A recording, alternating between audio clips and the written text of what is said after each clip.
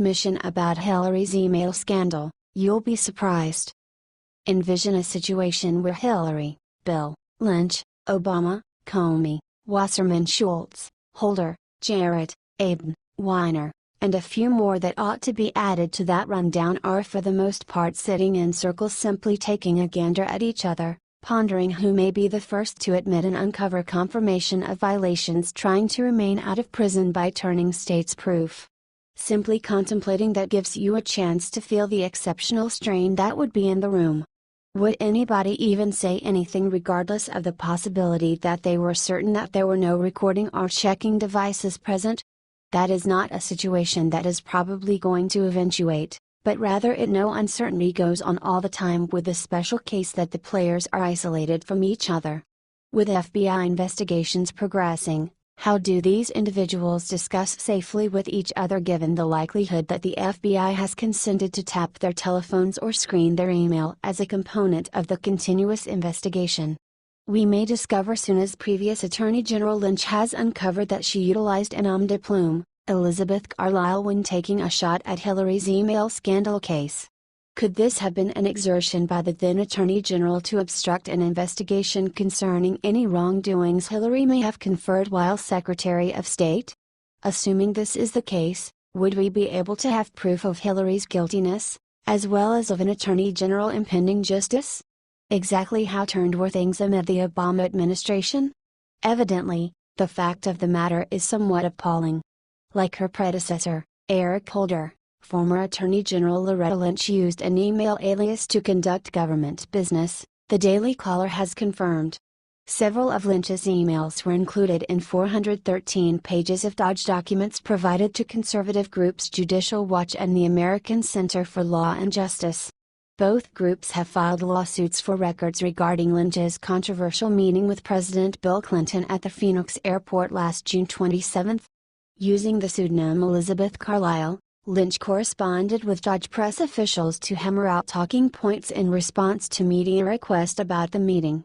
The tarmac encounter attracted criticism from conservatives because Lynch oversaw the federal investigation into whether Hillary Clinton mishandled classified information on her private email system.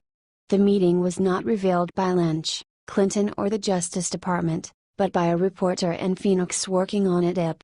Source: Daily Caller. Presently we are not managing boneheads here. Plainly Lynch, and Bill Clinton, so far as that is concerned, needed to realize that private meeting in a private plane on the landing area between the Attorney General and the spouse of a lady under government investigation would look extremely suspicious. However, they directed the meeting at any rate. Also, we should trust the story that all they discussed were grandkids. They take us for fools. On the off chance that it was simply an honest discussion about grandchildren, why not direct it via telephone? Why chance causing an episode and the inconvenience joined to it just to chit-chat about nothing vital? Obviously, the main clarification for this meeting was a serious discussion of the serious investigation, including charges that Hillary infringed upon the law with her private email server, and in an intense manner.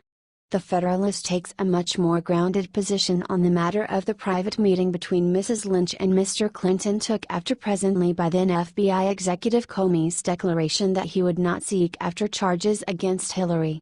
Lynch was caught holding a secret meeting with Bill Clinton aboard a private plane on a tarmac in Phoenix last year as Clinton's wife pursued the presidency and amid ongoing investigations into a private, unsecured email server, which she illegally used during her tenure as Secretary of State.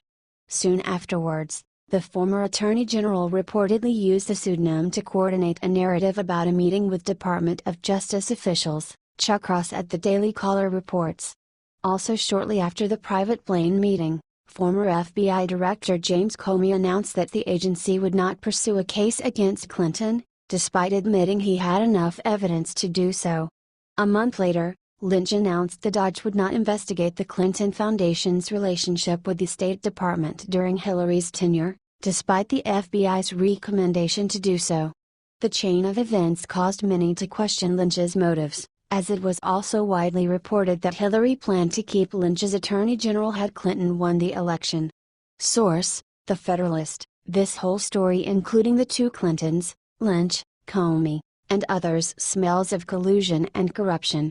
Amidst a campaign for president, an investigation is launched into Hillary Clinton's email server, which it turns out contained unsecured classified documents.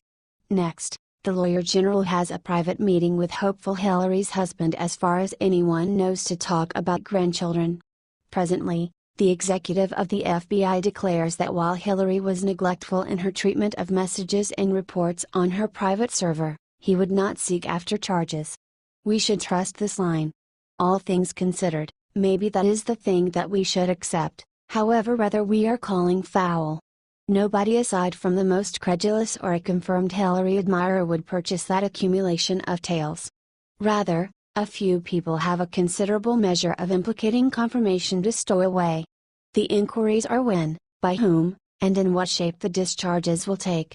We watch this story with incredible intrigue. What do you think about this? Do not hesitate and write your thoughts in the comment section below. Thank you for reading. The Daily Caller, The Federalist.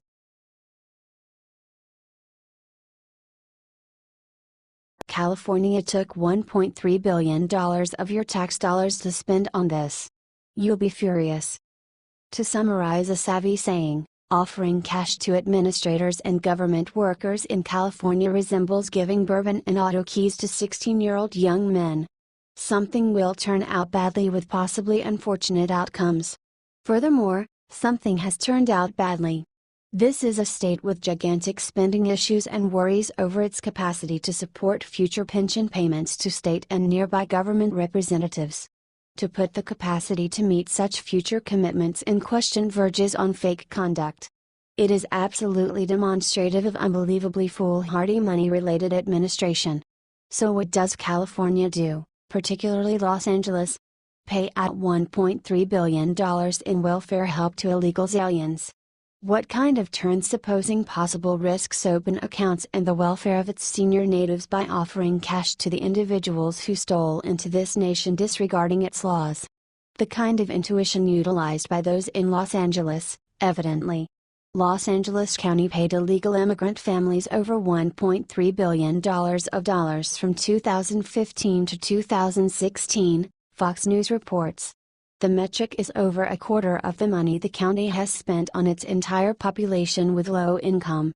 The Department of Public Social Services, the entity that assesses welfare and food stamp benefits in the county, gave a summary of the costs associated with cities' lax sanctuary policies for illegal immigrants. According to a study by the Migration Policy Institute, Los Angeles has one of the highest concentrations of undocumented people in any county in the country. It also allows undocumented families with children born in the United States to receive full welfare and food stamp benefits. Individuals used to joke with remarks like, "Well, in the event that you have it, spend it." For the situation of Los Angeles, they don't need it to spend it. Data from the Los Angeles County Department of Public Services shows that over 58,000 families collected $602 million in benefits in 2015. 64,000 families received a total of $675 million in 2016. The entire county population cost the state $3.1 billion in total welfare and food stamps in 2015, and $2.9 billion in 2016. A quarter of California's 4 million undocumented immigrants currently live in Los Angeles County. That is a gigantic weight to put on the citizens of California and Los Angeles. Should the moment of retribution come when such finances are not any more accessible, it will be intriguing to perceive how every one of the individuals who is utilized to these liberal appropriations responds. The expectation would be that it won't be lovely. What do you think about this? Do not hesitate and write your thoughts in the comment section below. Thank you for reading. The Daily Caller.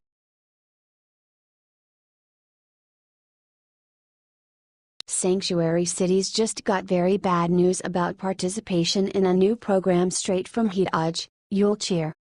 When managing subordinates, a carrot and stick approach is generally best. Reward the individuals who take after headings and do well.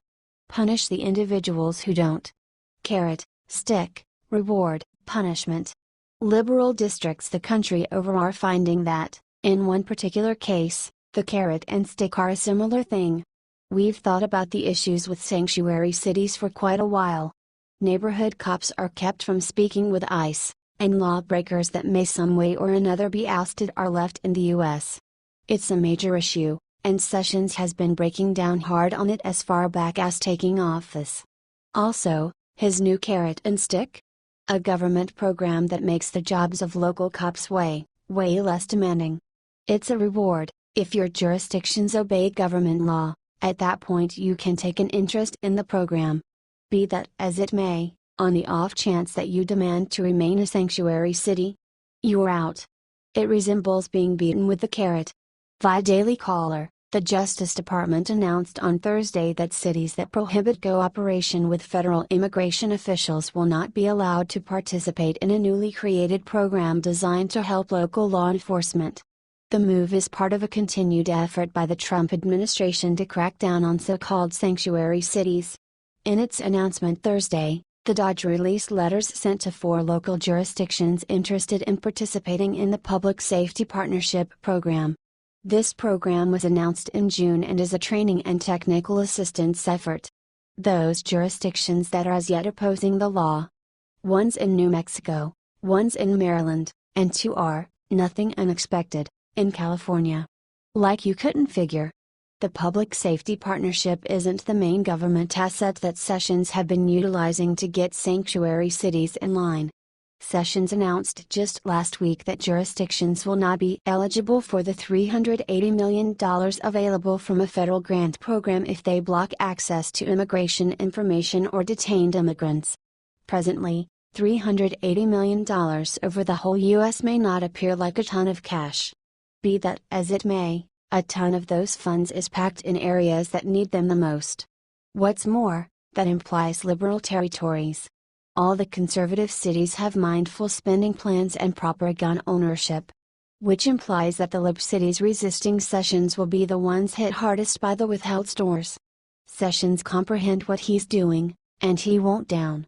We should trust the sanctuary leaders understand this soon. What do you think about this? Do not hesitate and write your thoughts in the comment section below. Thank you for reading. The Daily Call.